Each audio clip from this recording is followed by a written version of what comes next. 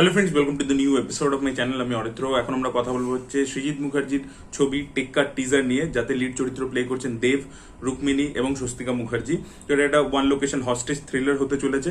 একটু আগে টিজারটা চলে এসেছে, এখনো ইউটিউবে আসেনি, ফেসবুক এবং ইনস্টাগ্রামে দেওয়া হয়েছে। ইউটিউবে হয়তো খুব শীঘ্রই চলে আসবে, যতক্ষণ আমার এই ভিডিওটা আসবে ততক্ষণ হয়তো ইউটিউবেও চলে আসবে। তো টেক্কার হাইপ ডেফিনেটলি ছিল, বিকজ সৃজিত মুখার্জি দেব একসাথে ছবি করছেন জুলফিকারের পরবর্তীতে। জুলফিকারের দেবের one of the best performance ছিল, সৃজিত মুখার্জি বার করেছিলেন তার থেকে। তো তার এত বছর পরে তারা আবার একসাথে কাজ করছে, তো সেটার একটা এক্সাইটমেন্ট ছিল। বাট টেক্কা থেকে পোস্টার্স গুলো সেইভাবে অতটা ইমপ্রেসিভ আসছিল না। তো আমরা প্রত্যেকেই আর কি ভিজুয়ালস দেখার জন্য অপেক্ষা করছিলাম যে কিরকম ভিজুয়ালস হতে চলেছে ছবিটা। তো ফাইনালি টিজারে আমরা কিন্তু গ্লিমস দেখতে পাচ্ছি, যেটা কিন্তু খুবই ইমপ্রেসিভ ছিল। তো সবচেয়ে প্রথম যে জিনিসটা আমার হাইলাইট লেগেছে এই গোটা টিজারটার মধ্যে, সেটা হচ্ছে প্রত্যেকের পারফরমেন্স। তো এই ছবিটা আমি দেখতে যাবো হচ্ছে পারফরমেন্সের জন্য।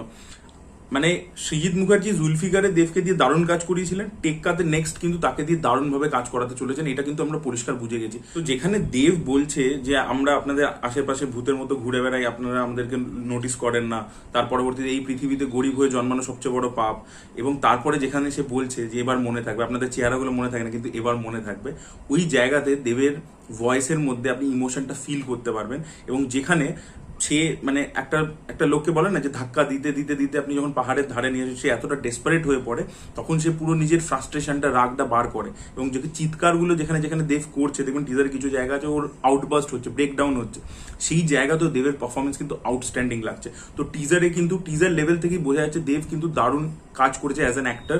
এবং বুনো হাসের পরবর্তীতে দেখুন, বুনো হাস, জুলফিকার, এই দুটো ছিল দেবের আজ অব্দি টিল্ডেড বেস্ট পারফরমেন্স।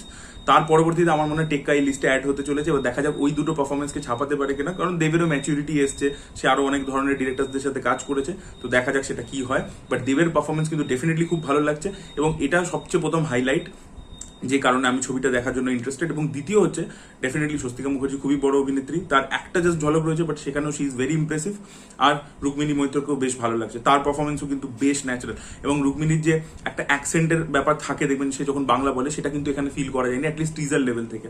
আর বাকি ছবিটা ওয়ান লোকেশন হলেও সেটার মধ্যে কিন্তু একটা স্কেল আছে কিন্তু, ঠিক আছে। কমান্ডোসরা ঢুকছে, আমরা যে সিনসগুলো দেখতে পাচ্ছি, এবং বাইরে মানে এখানে তো একটা হস্টেজ সিচুয়েশন চলছে, বাট তার বাইরেও কিন্তু নানান রকমের জিনিসপত্র, বিভিন্ন ক্যারেক্টার এখানে রয়েছে, আরো মাল্টিপল ক্যারেক্টার রয়েছে, তারা এই গল্পটার সাথে কিভাবে কানেক্টেড সেটা দেখার মতো বিষয় হবে। তো সেটা আনফোল্ড হবে, হয়তো দেব এক একটা টাস্ক করতে বলবে এবং সেখান থেকে এক একটা ক্যারেক্টারকে আমরা দেখতে পাবো, তারা কি এমন কাজ করেছে। একটা পলিটিশিয়ানকেও আমরা দেখতে পাই, একটা র্যালি হচ্ছে, পলিটিক্যাল র্যালি, তো সেটার জন্য দেবের লাইফে কোনো ইম্প্যাক্ট পড়েছে কিনা, সে কোনো নিজের কাছের মানুষকে হারিয়েছে কিনা, তো সেই বিষয়বস্তুগুলো কোথাও গিয়ে উঠে আসবে। তো সেখানে কিন্তু বাইরেও কিন্তু অনেক কিছু দেখাচ্ছে, ওটা কিন্তু কেবল একটাই জায়গাতে কনফাইন্ড হয়ে নেই, কিন্তু স্ট্যাগনেন্ট হয়ে যায়নি, বাইরেও কিন্তু বেরোয়। এবার দেখা যাক এখানে যখন হস্টেজ সিচুয়েশনটা হচ্ছে, সেখানে মিডিয়া কিভাবে আসছে, সবকিছু কিভাবে ইনভলভ হচ্ছে, সেটাই দেখার মতো বিষয় হবে। এবং পলিটিক্যাল, কারণ এই ছবিটার মধ্যে কিন্তু আমাদের সোশ্যাল ইস্যু কিন্তু উঠে আসবে, তো সেটা কিভাবে উঠে আসে, কি হয়, সেটাই দেখার মতো বিষয় হবে।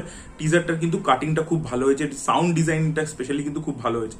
এবং আমি জানি না, মানে এটা ছবিটা তো ডাবিং করা হয়েছে, বাট এর যে সাউন্ডটা, মানে অ্যাক্টার্সরা যখন কথা বলছে, ডায়লগ ডেলিভারি করছে, সাউন্ডটা কিন্তু একটু অন্যরকম লাগছিল। তো এরকম আর কি সিঙ্ক সাউন্ড যখন করা হয়, অন লাইভ লোকেশন শুট মানে সাউন্ড নেওয়া হয়, তখন যে ফিলটা আসে, অনেকটা সেই ধরনের ফিলটা আসছিল, যেটা আপনারা কিছু সাউথের ছবি বা হিন্দি ছবিতে দেখতে পাবেন আর কি, যেটা অন স্পট সাউন্ড করা হয়।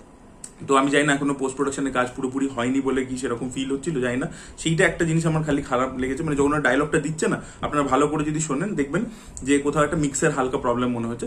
বাকি কিন্তু বিজিএমটা কিন্তু খুবই ভালো হয়েছে, এবং ওই টেন্স ফিলটা কিন্তু আমাদেরকে দিচ্ছে, যেটা থ্রিলে। এবং লাস্ট যে শটটা, এখানে দেব বাচ্চাটাকে নিয়ে দাঁড়িয়ে আছে, এবং যেটা আমরা পোস্টারের মধ্যে শটটা দেখছি, বাচ্চাটার মাথায় গান লাগিয়ে আছে, এবং পিছন থেকে কমান্ডোরা নামছে, এবং আমরা জানি যে এই ছবিটা রিয়েল কমান্ডোসদেরকে নিয়ে শুট করা হয়েছে। তো দেখা যাক আর কি সেটা কতটা ইন্টারেস্টিং ভাবে প্রেজেন্ট হয়। তো এখনো কিন্তু টিজারটা কিন্তু খুবই ইমপ্রেসিভ ছিল, খুব ভালো ছিল, পারফরমেন্স খুব ভালো, ভিজুয়ালসও ভালো লাগছে, এবং যেভাবে টিজারটাকে এডিট করা হয়েছে, টেনশনটা ফিল করানো হয়েছে, আইডিয়া দেওয়া হয়েছে, গ্লিমস দেওয়া হয়েছে ওয়ার্ল্ডটা, বাট পুরো গল্পটা সম্পর্কে আমরা কিছুই বুঝতে পারছি না। তো দেখা যাক ছবিটা কিরকম হয়। আপনাদের কি বক্তব্য অবশ্যই কমেন্ট সেকশনে জানাবেন। এই ভিডিওটা ভালো লেগে থাকলে লাইক করুন, শেয়ার করুন, চ্যানেলকে সাবস্ক্রাইব করতে ভুলবেন না। বাই।